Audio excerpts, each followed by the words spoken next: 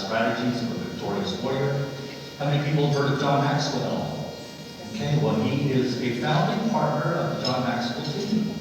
And he's the creator of StoryPower TV, transforming race TV, leading with this podcast.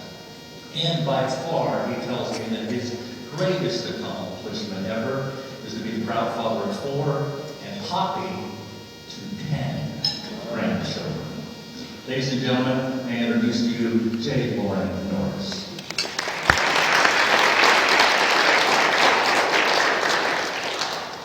Thank you, sir.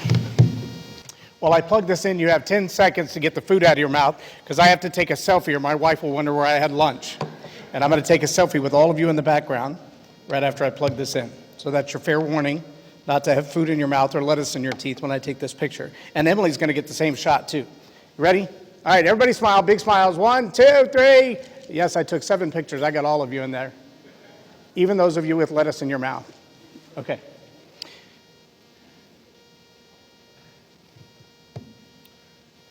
Hey, you're not supposed to be reading my notes. Stop that. There we go. Sorry, I don't do chain to a podium very well. I pulled up to the gas station to fill up my SUV. How many of you have an SUV? How many of you are loving gas prices right now?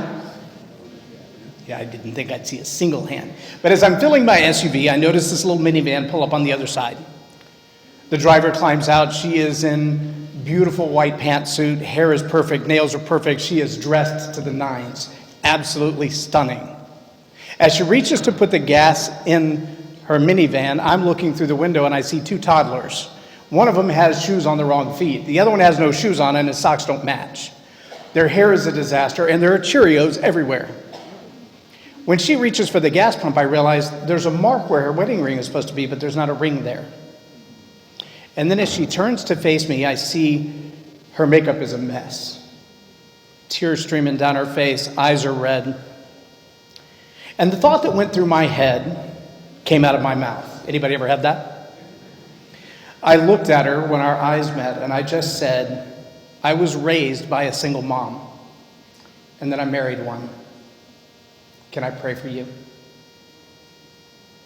Now, if you've ever been in that place where you so quickly identify with what someone else is going through because you've experienced, because you've lived it, your emotion says, I get you, then you instantly have a connection with that person that no amount of education can give you. When you can speak on their level because you've been where they've been, everything changes. That's what we're going to talk about today.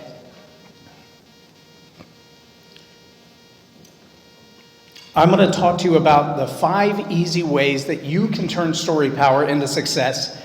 I know you're about to have your lunch in front of you, so it's going to be really hard to take notes. So send me an email later, and I'll get these notes to you if you'd like to have them. The first one I want you to know is that StoryPower can turn you into a greater success. How many of you would believe that the stories that you tell can change who you are? If you don't believe that yet, you will by the time we're done talking. Next, StoryPower can turn your team into a success. StoryPower can turn your marketing into a success. StoryPower can turn your sales into a success. And finally, of the 5, StoryPower can turn your brand into a success. That's the one I want to focus on today. Number 5, the StoryPower that changes your brand to a greater success. And I want to teach you a few of the little tips and tricks that will allow you to do that, but I also want to help you understand why that's true. But before we jump into that, I want to talk about the basics. And the basics are the 3 P's of StoryPower. So we're going to jump there. Before we do that, though, I want to say thank you to all of you for taking some time out of your day to be here with us. Thank you to Matt Austin, to Chris Cantell, to Sharon Geiger, to those, Cecilia, those who have made the event possible, those who have invested in KCBI, and not just from a financial standpoint. If any of you are sponsors in here, you're doing an incredible thing. But those who have invested their time, their heart, and their soul, because we believe that it's not just about preaching the gospel, it's about also making disciples. And if we don't teach them, they won't know. All right, the 3 P's of StoryPower, the first one is power. Imagine that. But the power behind StoryPower is what it's capable of doing. First off, it connects emotionally. So in the story that I told you before, it's not just a demonstration of a story. It's not just the relaying of an event that took place. While it should be a true event that took place, it's also connecting emotionally. Like I said, I identified something about her that I was familiar with. I was raised by a single mom. I know what those days are like. Now here's something I didn't know. Why did she not have a ring on? Any of you ladies get up in the morning and forget to put your ring on, you get in the car, and by the time you get to work, you're so frazzled and frustrated that you forgot your wedding ring? Not because you had a big fight, just because you left in a hurry. I can tell you, I've had to drive from Justin, north of Fort Worth, to Daystar to deliver my wife's wedding ring to her because she left it on the bathroom counter after taking a shower. If you've ever had that day, that will frazzle you. Add to that 2 toddlers who are not being very helpful with their shoes on the wrong feet or no shoes on at all and Cheerios everywhere, and suddenly you're having a bad day, and that can be emotional. Would you agree? But see, I don't know if that was the case or if the reality was she and her husband had a big fight and she threw the ring at him before she went out the door. Or if she's actually on her way to the hospital to identify the remains. I don't know which one of those is true. Here's what I do know, though. Because I've been there as the only son of a single mom, and then I married a woman who is a single mom, I have a pretty good idea what that stress level and that emotional load is like for her. I also know, here's what she doesn't need. She does not need some guy stepping into her life hitting on her right now because she's hurt and vulnerable. How many ladies would agree with that? But see, it takes that willingness to be observant without prying to be able to do that. Using that story isn't necessarily about how great a guy I am that I didn't hit on the beautiful girl, but instead stepped alongside her to be a partner. But it is about how do we take an incident in life and illustrate to someone else that we get it. How many of you can think of a time in your business that you had to step alongside a customer and solve a problem with a level of understanding they didn't expect you to have? Anybody? Sometimes it's the architect, sometimes it's the painter, sometimes it's the IT guy who comes in and somebody says, that stupid printer will not work. Well, maybe it wasn't the printer that we need to replace, it's the update of the software because you updated your iOS and now your Mac doesn't run at all. I have one of those 2014 MacBooks, and when it stopped functioning, I took it to the Apple store and they went, there's nothing wrong with your computer except the latest update won't run on your machine. Thank you for that. Why did you update it then? Well, you have to turn off auto updates. Oh, so it's my fault. That's what you're saying. Okay, thank you very much for understanding. How about to build rapport? How many of you know what rapport is? Rapport is that way, maybe it's the mirroring of our pace, our tone. Maybe it's actually the way that we look at each other. You ever sat across the table from someone and they put their hand on their chin like this, like they're thinking, and suddenly you feel like you're having lunch with Dr. Phil. But then 2 minutes later, you catch yourself with your finger on your face and your hand on your chin, and you're thinking, why am I doing that? Well, it's the mirror neurons in our body. It's a natural thing. God wired us that way. Why? So we can relate to each other. Stories give us the ability to build that rapport because we're telling something that someone else is already emotionally familiar with. Now, here's a hard one. What you believe about you is both informed and demonstrated in the stories that you tell. Raise your hand if somebody's ever told you a story, and in the telling of the story, you realize something about them that you didn't know before they told the story, but that was not the point of the story they told you. Anybody experience that? You hear somebody tell a story, and they use a word or a turn of phrase, and you're like, wow, I didn't know you thought like that. That wasn't why they told you the story. It wasn't even what they were trying to communicate, but it revealed something about them that you went, or you went, oh, yeah. So those opportunities to both build our credibility and, if you're not careful, destroy it, happen within stories. Stories expose your values, your inner motives, your belief systems. How many of you would just agree with that out of hand, or how many of you would want more demonstration of that truth? You agree?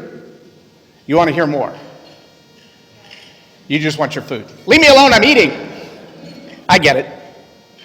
I tell people at weddings all the time, it's really hard to compete with the bar and with food. So, how many of you have seen this phrase before? Practice makes, fill in the blank. Wrong, it does not make perfect. Practice makes permanent. How many of you have ever done something wrong so many times that you just find yourself doing it, and you're like, why do I do it that way? It doesn't even work, but I keep doing it. That's because practice doesn't make perfect, it makes permanent. If you're practicing it wrong, you'll do it wrong. So here's where story power begins to integrate with that truth. You are what you repeatedly do. How many of you have habits? Everybody's hand should be up. If you have habits, you're human. If you're human, you have habits. They kind of go together.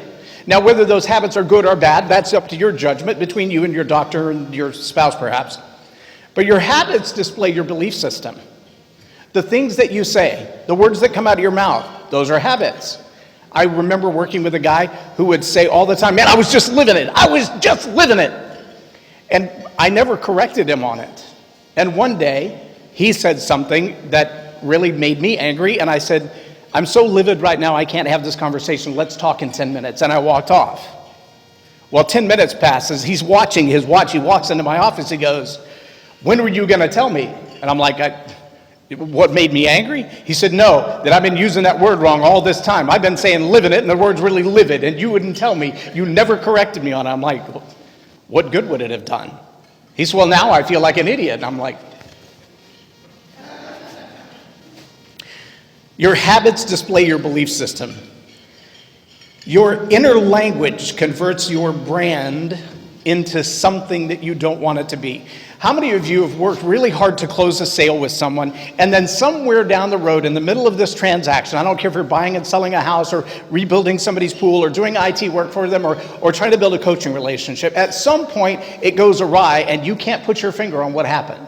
Anybody ever experienced that? You think the sale is closed. I mean, you're waiting on the check to show up. And then all of a sudden, you're ghosted. I mean, like completely ghosted. You're like, what just happened here? I thought this was a done deal, and now I got nothing. And part of the reason is because we're sabotaging ourselves with our inner language. We're saying things to ourselves, about ourselves, and they're listening. The stories others tell about your business, that's your brand. And that's story power. Now, I'm going to take this a little bit deeper. This is going to be a little bit scary, but this is true story. Have you ever met someone that in the conversation with them, you realize they wear their heart on their sleeve? Everything they feel comes out of their mouth. And sometimes that's damaging. It's hurtful because they'll say whatever they think and feel, and they don't care how you feel about it. Anybody know somebody like that? Somebody like that? You don't have to raise your hand to that one. That is story power at home. But what if you've gotten a Yelp review or a Google review or a Facebook review, and what they're saying about you, you don't feel like it's true? I didn't treat them like that. I didn't say those things. I don't believe that. I don't do business that way. But that review is out there, and you wish you could take it down. Anybody ever experienced that? I have a friend who's going through that right now because of her belief system. Her faith has caused her to run awry of a certain group of people who are very good at blasting you on Google reviews, and they have put hundreds of reviews against her business because she offended one person. Hundreds of people who have never done business with her are destroying her business because she offended one person. Now, a little aside here. I spent 10 years in corporate marketing for Verizon. Before that, I was in sales. I've been in sales and marketing most of my life. And I'm asked often to speak on the concepts of marketing. And people will say to me, is it about the right color scheme? Is it about the right logo design? Is it about the tagline? Is it about the slogan? And I'll say, well, all of that fits into it. Here's the fact that you need to know. Your brand is simply this: what people say about you when you walk out of the room. If you walk out of the room, people go, I really like her. I don't care if you're great at your business or not, they're going to give you another chance. If you walk out of the room and they go, that guy is really hard to put up with. I don't care if you're the best in the world at what you do, unless you're the only one who does it, they will find somebody more pleasant to deal with. That's a fact. And the story they tell about you on your Google reviews, on your Facebook reviews, on your Yelp reviews, that is your brand, whether you like it or not. So the story that others tell about you is extremely important. I have done marketing and sales all my life, so when we started our little DJ company in 2005, one of the things I realized that is making your own t-shirts is very expensive. Anybody ever try to make your own t-shirts? Hey, if you go out there with your brand and you go to the guys that make t-shirts, you've got to order 10,000 of them to get a good price. Otherwise, you're paying 25 or 30 bucks per t-shirt. I was like, that's ridiculous. I'll make my own at home. So I went to the store and I bought iron-on t-shirt transfers. And I printed them on my printer, and I got my iron, and I ironed them out, and they looked horrible. And I thought, well, I do have the flexibility to have 12 different designs and decide which one works well, but all of them are hideous, and I don't want them out in public. So I went to the next level. I decided to buy the upgraded t-shirt press instead of using my home iron. I thought, surely that'll fix it. No, that didn't fix it. I got my t-shirt from Walmart, and I got my my iron from Walmart, and I put them together with a big press, and guess what I got? A very hot, ugly transfer. So I decided I'm going to go one step further. I'm going to invest the money and see if there's a chance that by buying professional transfers and professional t-shirts and a professional press, I can get a professional result. And so I put the professional press t-shirt on there, I put it on the press, pulled it down, and it took me 3 days to separate the transfer paper from the cloth. We soaked it in the bathtub. We picked at it with razor blades. We did everything imaginable. Scrub brush. We could not get the transfer off of the shirt. I was so mad. I went to local t-shirt shops and I showed them the result that I had, and they just kind of went, well, there you are. After about 10 visits to different local shops, and everybody looking at me like I was crazy for asking the question and saying to me, just bring me the logo. I'll make sure you get a good quality shirt. So you're not going to tell me what I'm doing wrong, huh? Oh, no, that's why we're in business, because most people do it wrong. Gotcha. So I finally went back home, as frustrated as I could be. I picked up the phone and I called the guy who sold me 1,000 professional t-shirt transfers, and I said, listen, dude, I want my money back. These things don't work. And he says to me, no exaggeration, same tone of voice, I promise you I'm not making this up. He goes, well, did you pop and stretch it? I said, what's it? He said, did you pop and stretch it? I said, I have no idea what you're talking about. He said, you got another t-shirt? I said, yeah, but I'm tired of wasting them. He said, well, do you have another transfer? Yeah, but I'm tired of wasting them. I burned up more ink, more transfers, more time, and more t-shirts making junk. I want a good shirt. I just want to send these back and get my money, and I'll go buy them. He said, just turn on the press. All right. So I turn on the press, I put down a t-shirt, I take one of the logos I've already printed, I lay it on top of the shirt, and he stops me. He goes, hang on, put me on speakerphone, I want you to tell me something. I said, okay. He said, what temperature is your press on? I said, 350. He said, kick it up to 550. And I'm like, what, are you trying to start a house fire? So I kick it up to 550. He says, all right, now go ahead and pull that down and latch that lever. So I pulled it down, I latched the lever. About 30 seconds in, there's smoke coming out of it. I'm like, can I let it up yet? He said, no, not yet. I'm counting. He said, now, when I tell you now, release it, grab both sleeves, pull it as hard as you can. All right. Now remember, the problem I've been having is even though I get this transfer on there and the colors are good, I can't get the paper off the shirt. So I'm holding it down. Smoke's coming out. I'm about to call the fire department. I'm still holding it down. Finally, he says, all right, now, pull on the sleeves. I pull on both sleeves, and that little piece of paper goes doop, to the floor, and I'm just looking at it going, you've got to be kidding me. All the struggle I've had, and that's the solution, pull on the sleeves? He goes, well, now that you popped it, look real close at your image. What do you see? I said, it looks ridiculous. I mean, it's like really wide in the middle and really narrow. It's all distorted. He said, now you got to stretch it, pull it the same amount from every corner. It's going to look like you've destroyed the shirt, but the truth of the matter is the ink's going to settle in between the fibers, and it will look like it was printed on that fabric, not transferred on the top of it.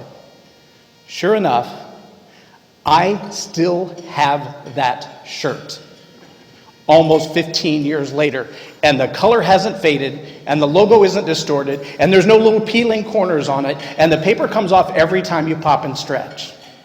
Now, how many of you would love it if somebody would step in beside your business and go, oh, did you pop and stretch it? And with a single session, a single coaching session, change the way you do your business that would flip things over from, I've been struggling and fighting and losing over and over and over again to, wow, I instantly have success. How many of you would love to have that person in your life? How many of you have the potential to be that person in somebody else's life? How many of you have been in your business in a way that if you just gave someone a little bit of insight, you could change the dynamics of what they do and how well they do it? If that's true of you, you need story power to be that thing that in 2 minutes or less you can explain how your expertise could change things. So the point of building the story is number one, to build know, like, and trust. How many of you know of Bob Burg's old rule? We all do business with people we know, like, and trust, right? If you don't trust them, if you don't like them, if you don't know them, you're not going to do business with them. I don't care how good their marketing is. What is the number one most effective form of advertising? Anybody? Word of mouth. When somebody else says, you need to do business with so-and-so, you're going to do business with so-and-so because the person who told you is probably someone you already know, like, and trust, right? That's why we advertise on KCBI or sponsor KCBI, because if you are there, people know something about you already, they're going to like you and trust you much easier. Stories told well demonstrate our level of expertise. They also demonstrate our character and our likability. Now, I want to delineate something for you that a lot of people confuse. Likability, I want to go have lunch with you. I'd like to hang out with you. We could kick it and just go fishing or have a cup of coffee and spend time together, and we would have a great relationship. That's different. That's likability. But likability and similarity are not the same. And in the category of know, like, and trust, likability is not what we're trying to demonstrate. What we're trying to demonstrate is the rapport that says, I get it. I've been where you've been. I understand what your challenge is. I know what road you're on, and I know how to get back from there. If you've ever struggled with anything in your life, in a relationship or anything like that, you don't want the expert that has all the credentials but doesn't get it. You want the expert who's been there. And sometimes it's better to have someone who has no credentials after their name, but they understand what you're going through, than it is to have somebody who has all the credentials and no experience. Would you rather have marriage advice from a recent graduate from college who's still single, or someone who's been married 35 years? I'm just saying. I was asked that one time by a guy who'd been married 4 times. He said, well, I got 30 years of marriage under my belt. You've only got 25. I said, yeah, but I did it once. So here's a few not so hidden gems in that story. You don't know what you don't know, right? It's the first step of learning. Incompetent or unconscious incompetence. You don't know what you don't know, so you don't know how to ask for help. I went to a dozen people and said, why is my t-shirt looking like this? And they didn't want to give me the answer. They wanted to sell me the solution. Right? They didn't want me to learn and fill in the gaps. They only wanted to make a profit off of me. But I had to be willing to say, I don't know, in order to ask for help to begin with. The next part of that is the humility. It goes a long way when you're growing your business. Being able to tell a story that shows your own vulnerability is huge. How many of you have worked with someone where they're trying to explain something to you, but all you're getting from them is arrogance? What you're getting is them showing off what they're capable of and demonstrating how you're not quite as good as them, and that's why you need them. That's a whole different thing than having somebody come alongside you and go, I did the same stupid thing myself. Let me save you a couple of minutes of pain. The old guy who told me, did you pop and stretch it? He knew my pain, he knew the solution, and he didn't charge me to get the solution because he was making money selling me the product, which was the solution. The answer was not what he was trying to sell. Here's the final one on this, because that is the double-edged sword. It's one thing to say, I'm willing to answer all your questions. I'm willing to do anything that you need me to do to help our relationship move along. And then that fine line that says, I don't want to open the kimono and give you everything right away, because A, you may not get it all, and B, I won't be in business long.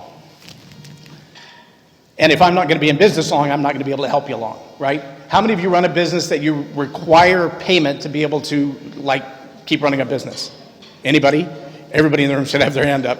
Unless you're India partners, because you kind of need money to save lives around the world, and that's a different thing. All right, here's the third point. The third P, we have the power, the purpose or the point of the story, and then the privilege. So we had a birthday party, and we're in the park, and we had cake and ice cream and aunts and uncles too. And one of the uncles was new to the family. He had just married my aunt. She'd been married 30 years. They went through a divorce. This guy's been around 6 months. Apparently he was the cause of the divorce, but that's irrelevant. What is relevant is that he's chasing my then 3-year-old all over the park. And finally, they stop right at the edge of the table that I'm sitting at. And he gets my older son in a bear hug, who was about 5 at the time. He's squeezing him really tight. and my son's trying to get away. My younger son runs up and just wham, lays a kick right under Uncle Terry's kneecap that could have split the uprights from the 50-yard line. He lets go of the older son and takes off chasing the younger son all over the parking lot. Now, here's what you need to know. We should never have named him Zach. We should have named him Dash, because he's like the kid from The Incredibles. He was fast for his age. And this 50-year-old chasing him around was about to hurt himself trying to catch him. But he chased him all over the swings and everything else. Finally, Zach slides, perfect home run slide, right under the picnic table where I'm sitting. I'm as calm as I can as this grown man I don't know is chasing my son. But as he slides under the table, Uncle Terry comes over to the other side and he looks underneath the table and goes, "Get out from under there, boy! Your daddy ain't gonna save you now." And before I could respond, my older son jumps up on the picnic table so that he's eye to eye with Uncle Terry, hands on his hip, back straight, chest out, and the deepest voice his five-year-old self could muster, he says, "Yes, he will. That's his job." Now, there's something in that story that appeals to all of us, right? At some time or another, we've been the terror that is the 3-year-old. At some time or another, we've been the voice that stands up and says, "Enough, I'm drawing the line, back off." At some time or another, we've been that uncle who feels like he's had the injustice and he needs to get revenge. We've all been at every place in that story. And that really is the point of the story, because when we talk about the privilege of storytelling, what we're looking for is, how do I know that I can tell this story? So I want to talk about the 3 E's. Now, I have to give complete credit to this concept to Dale Carnegie. I learned it when I was a coach for the Dale Carnegie program for about 5 years, while I worked at Verizon and then after. In the magic formula, it's a 2-minute story, a 2-minute magic formula. You begin in the middle of the action, et cetera, et cetera, et cetera. How many of you have been through the Dale Carnegie course? Okay. So a lot of what I do starts with that framework, but the philosophy behind what I do in StoryPower is completely different, because I believe that the story you tell yourself in the mirror will change who you are. And if you don't change the story you tell yourself in the mirror, it can literally kill you. But at minimum, it will kill your business and your relationships. In order to have the privilege to tell the story, though, there are 3 ways to tell that story. 3 things that you have to do to be able to tell that story. The first is to earn the right to tell the story. And there are 3 ways, as you can see. Oh, I only gave you 2. There are 3 ways to earn the right to tell the story. The first is to live it. So from the story of my boys in the playground, I was personally there, which means I'm an eyewitness to what happened. That's one way to tell a story. How many of you have heard someone tell a story, an anecdote, maybe it was the preacher at church, they tell the story, when they get to the end, you're like, I think I've heard that from somebody else. In fact, the last time I heard that story, the punchline was better. Anybody? You're all being bashful because your pastor's sitting here, right? But if you've heard a story and you realize the person who's telling it claims that it's first person, but you know for a fact you've heard it from somebody else and it was different, then you know that that credibility begins to slip away, right? So living it is the first way that you earn the right. The second way is that you observe it. An example of that is that my wife was raped at 19 years old when she was in college. That's all you'll hear from me about that story, because I didn't live it. What I can tell you about that story, though, after 28 years of marriage, almost 28 in September, after 28 years of being together, the impact that that event had on her life is still there. The residue is still there. There's no Polo cologne in my house, even though it's my favorite fragrance, because that's what he wore. There's a particular park outside of Conway, Arkansas, that we never visit, even though we drive through there every time we go see her parents, because that's where it happens. And those little nuances of that story are the part of the story that I have observed and lived with. So I have firsthand experience. I've earned the right to talk about that part of the story, not the event that happened. Now, I can tell you, even today, my older son's about to get married. Both of my daughters are already married. By the end of April, I will only have one left to marry off. We already have 10 grandkids. That ought to give you an idea how prolific they are. But the idea that both of my daughters made it all the way to marriage, having never heard that story firsthand, is heartbreaking to me, because both of them have experienced similar incidences that they might have been able to avoid had mom been willing to tell the story. I am an observer of the effect of that story. I did not live through it. Now, the third way that you can earn the right to tell a story is that you research and research and research. Anybody a fan of Tony Robbins? If you've read anything about Tony Robbins, you know that he became who he is first because of a Thanksgiving dinner where the food that was offered to them was turned away by his father. And immediately he said, I will never have a day that I can't afford to buy turkey dinner for my house. And by next year, I will give turkey away. And he researched the process of becoming wealthy until he figured out how people did rich. He researched it and researched it and researched it. And now, I would have to say, among wealthy people, he is one. Next, you've got to be eager to tell the story. When you think back to my wife and the story of her rape, it doesn't matter how powerful that story is or how impactful that story would be or what solutions it might provide. If you can't tell it eagerly, then you can't meet the final E, and that is enthusiasm. If you're not anxious to tell that story, you won't. And if you won't, then what you're going to find is the impact that that story could have in somebody's life is going to vanish. It's going to be diminished. But telling it with enthusiasm doesn't always mean the high energy, rah, rah, rah. Sometimes it just means I'm anxious enough to tell this story that I take it to heart. I realize the seriousness of it. I realize the impact that it could have in your life. And I want to transfer that value to you. You know what that also means? You don't cast pearl before swine. Anybody have a story in their heart that they know if they told it, it would touch and challenge lives, but you also know that some people would use that story to destroy you? Anybody? Some of you in this room have actually been through the 6-hour course that I teach called the StoryPower Masterclass. Obviously, we've just barely scratched the surface when we talk about everything that we talk about in the StoryPower Masterclass, because we dig into everything from the psychology of story. Why do you tell a story the way that you do? Why do you pull out the things that you pull out? Somebody asked me, somebody who's in this room, and I'll point her out, her name is Donna. She said, how many stories do you need to have? How many stories do you think you need to have? Anybody take a guess? Throw a number out there. Wrong. I say at least 100. Why? Well, because today I've used 3 already. Alluded to a couple of others, but I've talked about Pop and Stretch. That's a story all on its own. Would you agree that it made an entirely different set of illustrations and purpose and connectivity than the woman at the gas pump? Right?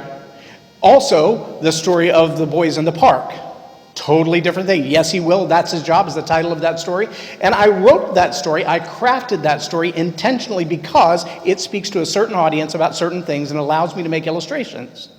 If you stopped me in the grocery store and said, I'm going through X, Y, Z, give me some encouragement, I promise you, there's a story in my head that from 1 minute to 15 minutes, I can tell you a story that will be so illustrative that at the end, you'll feel like, well, he didn't teach me anything, he just told me a story. But subconsciously, it's going to be rattling around in your heart for weeks. And then something's going to come up and you're going to go, I remember him talking about that. And that's my objective. Before the meeting started today, I was talking to Dr. Lori Van. We've known each other 10 or 12 years now.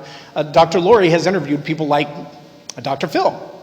She is a practicing psychologist. She deals a lot with people who are suffering with mental illness, and some of them right on the edge of taking their own life.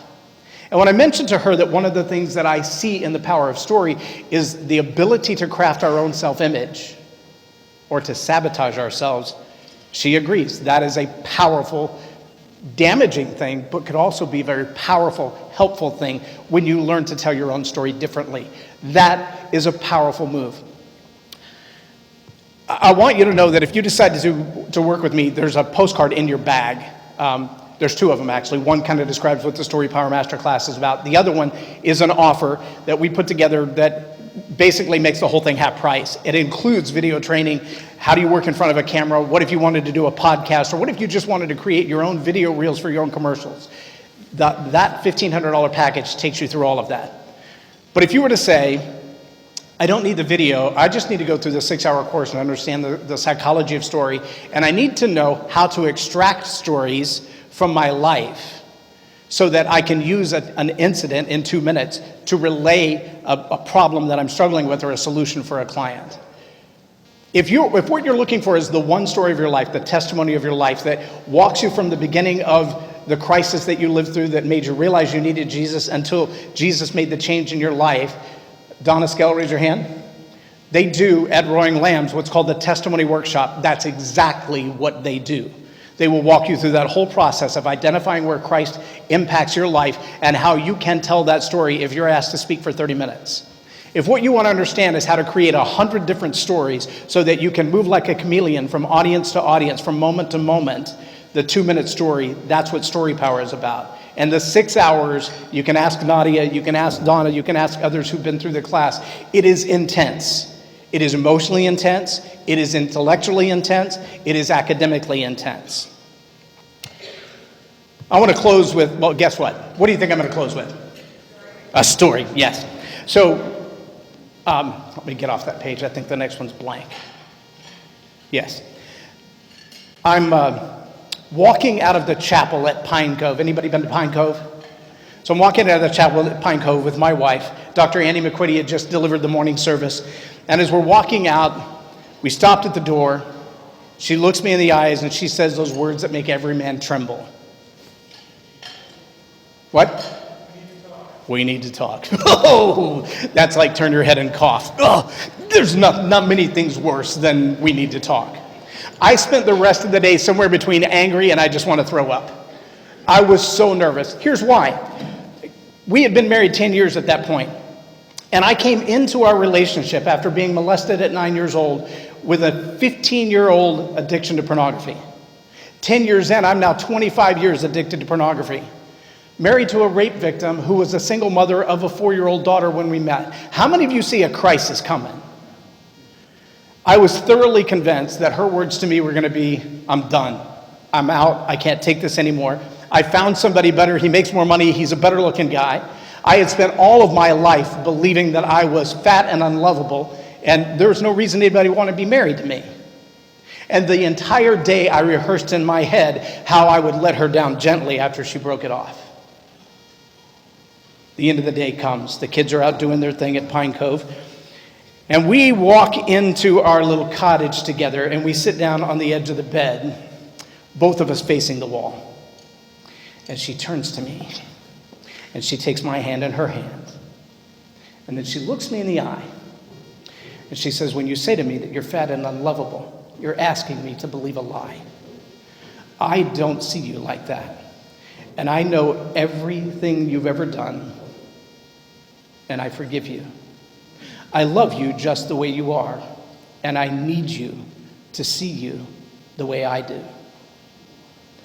Those words saved my life, saved our marriage, and now, almost 18 years later, have been the origin of a lot of ministry that we have had the opportunity to do through Transforming Grace. They are also the content of this book. 25 years of addiction. When God walked me out of it, he said, it may not be 12 steps. It may be a decision. Repentance, metanoia, means to change your mind. So stop thinking like that. Take every thought captive and beat it into submission. And that became the book. Why? Because the story that I tell to myself about myself changes everything. So let me ask you this final question. If someone else talks about you in public, are the stories they tell that you're a bully? Or that you're a compassionate, likable person? Do they say things about you that are untrue because of the way you've made them feel?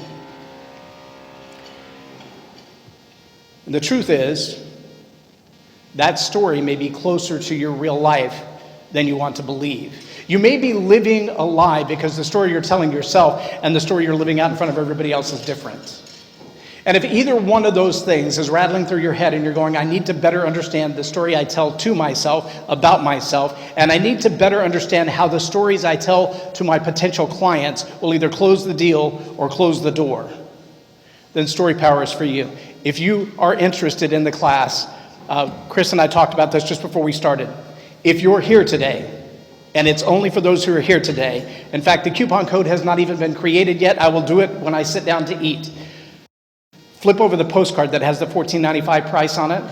We'll skip all the media part. You can attend the class if you're here today for $500. If you don't want to go, I understand. If you want to do that as a group coaching thing for your entire workshop, for your entire team, I'm glad to talk about that as well. But I want you to know that I am honored to be here to be a part of your life today. I'm honored to see you here supporting what KCBI is doing. And I want to tell you too, if you don't have one of these little cards, get one of these little cards. Share hope. And Chris is going to tell you more about it. But I had a guy knock on my door yesterday to sell me chemicals, cleaning chemicals, $40 for 1 quart. That's not a bargain.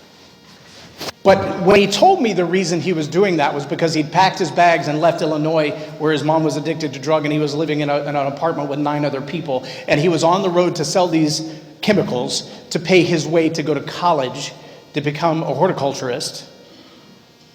I said, that's a mission worth investing in. And I took the last of my emergency cash out of my pocket and I gave him everything that I had. Now, at the time, I felt confident that the deposit from my other client in California is going to come in, so I kind of felt like, yeah, that's not going to be that big a deal. I was wrong. The bank flagged her deposit as fraud. It may be weeks before I see it, so that cash is gone and I'm not getting it back. But there's a story in that young man's life that 3 years from now, 5 years from now, 10 years from now, he'll say, somebody believed in me, they refused to buy my product, but they invested in me. And that's what these little cards are all about. And I put it back in my pocket because I'm not giving it away. These little cards are about sharing that hope with somebody else, sharing that faith with somebody else, giving someone else a story to tell. And then there's also a number on there so they can call KCBI and go, here's my story that somebody else blessed my life because of you. Thank you for allowing me to be a part of your lives today.